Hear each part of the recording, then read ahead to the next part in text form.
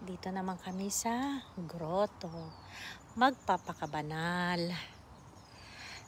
Mataas na hagdan to. Hindi ko alam kung ilang steps. Mga 200 yata or more. So, pahipahinga muna. Pero, nagdala ko ng water ko para pag napagod ako, meron tayong panlaban. Okay. See you there. Parang sa iba yata kami dumaan kasi wala ako nakikitang stairs. So, pero dito yata pag nagmimisa, ayun, may chapel.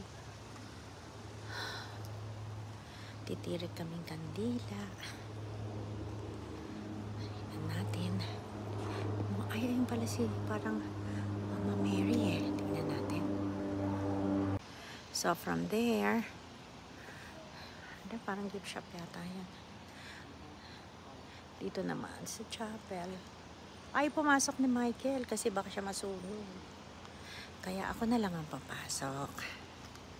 Kasi nasa loob na sila Resty.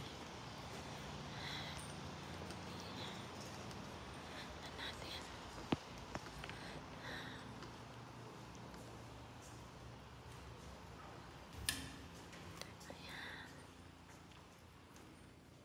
Ito si Jesus ay against the light. Ayan, na nagkikarry siya ng cross. Yan, papapicture ako dyan, ha? Okay. Picture mo na ako, Dad. We're back here in Grotto. Kasi papanik kami sa taas. Nga. Dito na kami sa loob ng grotto. Bayad kami ng $10. Tingnan natin ang view kung ano makikita natin dito. Siyempre, puro Jesus, Jesus. Sila si tuktok to, no? Bago yan. Yeah. Saint Francis of Assisi. Ay, may nasisi dun. Ang ganda dito.